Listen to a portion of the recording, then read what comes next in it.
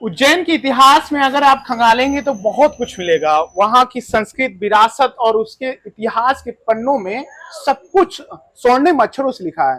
लेकिन क्या आप जानते हैं, उज्जैन आते हैं तो महाकाल के साथ साथ एक और ऐसा मंदिर है जो दुनिया में मात्र एक है, जिसे हम कहते हैं नवग्रह का मंदिर।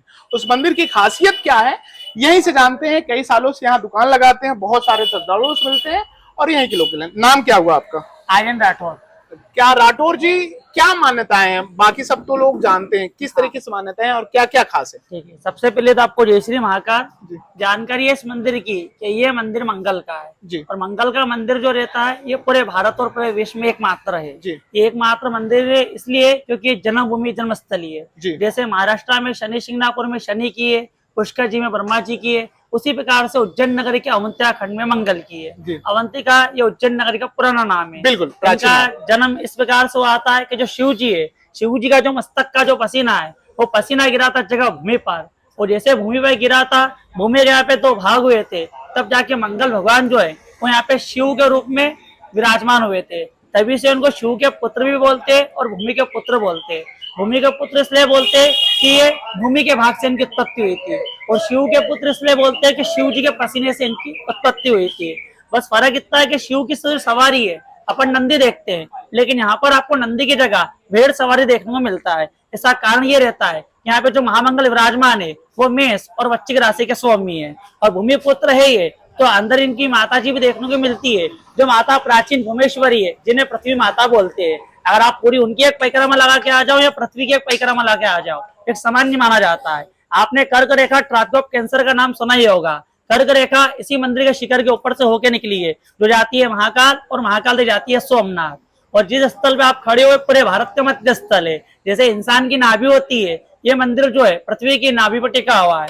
और उज्जैन में केवल अपन दर्शन के हिसाब से आते हैं और घर से 2 कुंटल चावल का बोरा भर के लाते हैं। यहाँ अगर हर मंदिर पे 1-1 मुट्ठी चावल चढ़ाते हैं तो केवल घर के चावल खत्म होते हैं, लेकिन यहाँ उज्जैन में मंदिर खत्म नहीं होते हैं। इतने सारे मंदिर माने जाते हैं दर्शन के लिए। इसलिए जो महत्व माना गया है वो मात्र केवल 3 मंदिरों का, एक महाकाल जो राजा है, एक काल भैरव जो द्वारपाल है, एक मंगलनाथ जो सेनापति है। तो दर्शन के लिए आए हो तो सबसे पहले दर्शन लगते हैं काल भैरव के। काल भैरव किस लिए? क्योंकि द्वारपाल है और वहां पे दारू पिलाते हैं, जिसका कारण कि उन्हें ब्रह्म हत्या का दोष रहता है और एक काल का होता है। वो जैसे दारू का पिला पीते हैं, जैसे द्वारपाल के रूप में द्वार खुलेंगे, रास्ता मिलेगा, महाकाल के दर्शन लगेंगे। क्योंकि महाकाल पूरी उज्जैन नगरी का राजा है और राजा से मिलने सेनापति द्वारपाल को पहले ढूंढोगे। किसी के घर भी जाओगे, खिड़की से जाओगे, द्वार से जाओगे। तो उसी प्रकार दर्शन का प्रद्वार काल भैरव को माना गया है। यहाँ पे देसी दारू पिलाते हैं। देसी इसलिए कि 1000-1500 पेट का भला होता है, 90% यात्री पेट की पूजा कर जाता है। उनकी थिंकिंग ये रहती है, बाबा दारू पिए ना पिए, मैं जरूर पीऊंगी, मेरी फेवरेट है। अगर आप चढ़ाओ तो देसी चढ़ाना, वही मेन प्याला है, जो पिलाने से घर के काल कलश भी करते हैं और महाकाल के दर्शन भी लगते हैं। मंगल भगवान जो यहाँ पे विराजमान है वो यहाँ पे सेनापति के रूप में, यहाँ पे 9 ग्रहों के सेनापति रहते हैं और 21 भाग्याधिपति रहते हैं। यहाँ अगर अपन दान चढ़ाते हैं तो अभी की जो आपकी दर्शन यात्रा है वो पूर्ण रूप से इसी मंदिर से मंगल भी होती है। ना ही घर में 9 ग्रहों की बाधा लगती है, 9 ग्रहों के सेनापति और 9 ग्रह शांत रहते हैं और अपने जो जीवन के 21 कार्य रहते हैं, जैसे जमीन जायदाद, कोर्ट कचहरी, भवन भूमि, प्रशासनिक सेवा, राजयोग, संतानोत्पत्ति, यहाँ तक कि कर्जे से मुक्ति वाणी मंगल होता है। अपने जीवन के 21 कार्य जो है ये स्वयं खुद देखती है, तो 21 कष्टों का ज्ञानी भी होता है।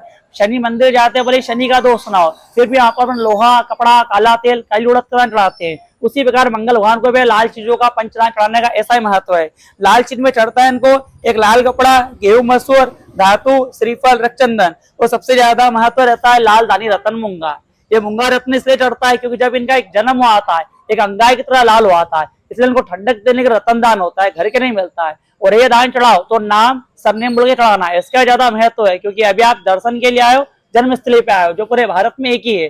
नाम में तो केवल अपने अकेले का चढ़ता है, लेकिन सरनेम में अपने माता पिता, बाल बच्चे, अपना पूरा परिवार, कुटुंब, कुल, जो अपने पिता जो गुजर चुके हैं उन सभी का दान चढ़ जाता है। क्योंकि हिंदू धर्म एक मात्र ऐसा धर्म है जिसमें सरनेम पीढ़ी दर पीढ़ी चलता है, इसलिए पूरा परिवार, कुटुंब का चढ़ जाता है। और जब दान चढ़ाओ तो कोई इच्छा मनोकामना हो तो वहाँ पे धागा बांध देना, क्योंकि ये मंदिर क्या पृथ्वी की नाभि पर टिके हुए और अपने जीवन के 21 कार्य देखते हैं। कैसी भी इच्छा मनोकामना रहती है, मात्र केवल 3 महीने के अंदर मंगल होती है। तो मंगल भगवान का प्रसाद रहता है, जो अपना नाम और अपना सरनेम बोल के अपने घर परिवार की सुख शांति मंगल कार्य के लिए चढ़ाते हैं। और ये इस मंदिर की जानकारी है। जय श्री महाकाल। बहुत बहुत धन्यवाद, इतनी इन्होंने जानकारी दी। अगर आप कभी दर्शन करने आए तो इंडिया न्यूज के वीडियो जरूर देखें, यूट्यूब चैनल पे भी देखें और इन खबर के चैनल पे जरूर देखें, क्योंकि आएंगे तभी मंगल कार्य हो। किसी भी काम करने के लिए सबसे पहले जानना होता है कि उसकी महत्व क्या है और उसकी विधा क्या है। बिना विधा के आप कुछ नहीं कर सकते। तो मैंने जैसे आपको संदीपनी आश्रम में भगवान कृष्ण के 64 कलाओं से रूबरू कराया, वैसे यहाँ आप आए हैं तो दर्शन करें।